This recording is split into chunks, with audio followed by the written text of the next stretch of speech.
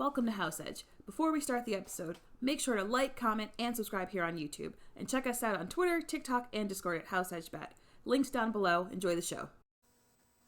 Hello, guys, and welcome back to House Edge. It's our NFL episode. We're on week 3. How you doing, Bert? Doing good, doing good. Bet's doing good. Hit a parlay in the NFL as well this week. Looking good. Yeah, not too bad over here too. I did 4-1. Gotta love that. Absolutely. Okay, and we have a couple common plays here for you guys. Starting off with Falcons minus 4.5 versus the Panthers. I mean, Michael Penix, for one, has looked really good to me in that Falcons offense. And then this is a team that loves to run the ball, and the Panthers are terrible at defending the rush. Picture B.J. Robinson anytime touchdown in, too. Yeah. Bijan's going to go crazy there. Panthers, they're never going to figure it out with Bryce Young and the way that things are going. Falcons offense, it's clicking. They made the Vikings defense look bad, which is a pretty stout defense. So I think they'll run up the score against the Panthers. Yeah. I honestly thought this game was going to be like a touchdown. Yeah, agreed. And another common play we have is Cowboys money line.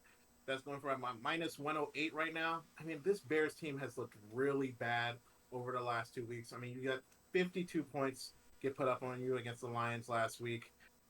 Even if they bounce back, I don't see them beating the Cowboys here. Yeah, I cannot believe the Bears are favored in this game. Like, what have they shown to be favored? Like, Caleb has looked completely lost out there, throwing terrible balls. I mean, and Dak has not looked bad. Like, the Cowboys offense has not looked bad. They won the shootout this week. Yeah. I mean, the defense looks a little questionable, but I mean, so does the Bears. If we're going to go into a shootout, I think I'm going to take Dak at this point. Yeah, and the Bears just lost their Pro Bowl cornerback. I forgot his name. I believe it was something Johnson. He's a big hit for them. Yeah. And for the rest of my plays, I'm going to be taking the Bills minus 13 against the Dolphins. I mean, this is a snapback here. Anything less than maybe 3 touchdowns, I would have took this bet. The Dolphins are unable to stop anybody. So Josh Allen's going to start his MVP run with them. Probably going to get 3 touchdowns passing and another couple on a tush push. I can see this game running away by the third quarter. Yeah, I mean, I said it last week. Finns might be the worst team in football, and I think they are right up there, battling with the Saints and battling with the Panthers and Bears. Pretty much, it's a bottom feeder fest over there, and yeah, the Bills should win this by 3+ touchdowns. Speaking of the Saints, a segue over to Saints plus 7.5 against the Seahawks. I still do not trust the Seahawks offense. Sam Darnold hasn't looked nearly the same as he did in a Vikings uniform. Outside of a pretty botched kickoff play, they scored, 24 points against the Steelers defense, who might be suspect. I'm going to take the Saints plus 7.5 here. Yeah, I capitalized on that Steelers defense with the over bet last week. I cannot trust the Saints to do anything. That's why it was a stay away from me. But yeah, it did seem like a lot of points in this game. Also going to be taking the Lions plus 6 versus the Ravens. I just think that's too many points for the Lions team. They can clearly put up points even if their defense gives away a lot to Lamar. A touchdown's too much for a team of this caliber who's going to be in the running for the Super Bowl. Yeah, the Lions definitely got back on track this week. They looked a lot better. I hate betting against Lamar in the regular season. You never know when he's going to have an insane, unstoppable night and put up 40, 50 on your team. Yeah, but Lamar also just gives away. I mean, well, it's not even Lamar's fault. The Ravens, they just give away fluky games all the time. Right. And we're getting a top tier team here. I saw Mark Andrews with another drop in the end zone this weekend. I know those demons are getting to him. Oh, man, fantasy. It's just killing me. That wraps up my plays. Yep. What you got? I got I'm taking the Rams plus 3.5 against the Eagles. The Eagles Kansas City game this last weekend makes me think that this Kansas City offense is not going to be able to do much against anybody this year. Like, they are so one-dimensional and reliant on Patrick Mahomes, which, I mean, he's the one guy that probably could carry a team to a couple wins here and there. But the Eagles did not look convincing. Jalen Hurts 100 yards passing. He only has 2 completions more than 10 yards down the field this season, and they're 2-0. I think the Rams are going to hand them their first loss. This game is a bit of a stay away from me. I think these are both teams that don't look particularly too great on offense, but they do just enough to win. So it's just like, who's going to do that for this game? Yeah, it's I trust the Rams to be able to do it a little bit more, just from what I've seen. But yeah, the Eagles have not impressed me at all so far this year.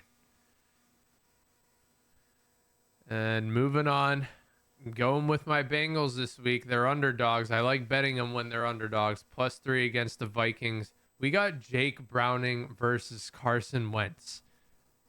Jake Browning is known now as probably one of the better backup quarterbacks in the league. He's top 3 backup quarterbacks in the league. Carson Wentz did not miraculously get better this offseason. I think he has more important things to worry about in his life than being a backup quarterback, most likely. Jake Browning doesn't look like the type of guy that does, so I'm going with the Bengals winning this game outright. I'm going to have to go with the Vikings here. I won't take it officially, but I like the Vikings roster a lot better than the Bengals, especially once you take away Joe Burrow. I mean, they put all that money into him, Jamar, and T. Higgins. And I think Jake Browning is going to have a hard time behind Brian Flores' blitzes in that line. Yeah, if you look at the numbers, Browning did better than Burrow in terms of who was pressured more. I feel like the difference is Joe Burrow runs a different offense than Jake Browning. When Jake Browning's out there, Zach Taylor's calling plays that are going to protect him as long as possible, right? And just give it to Jamar and have him do yards after the catch type of stuff. Are you saying Jake Browning's better than Joe Burrow?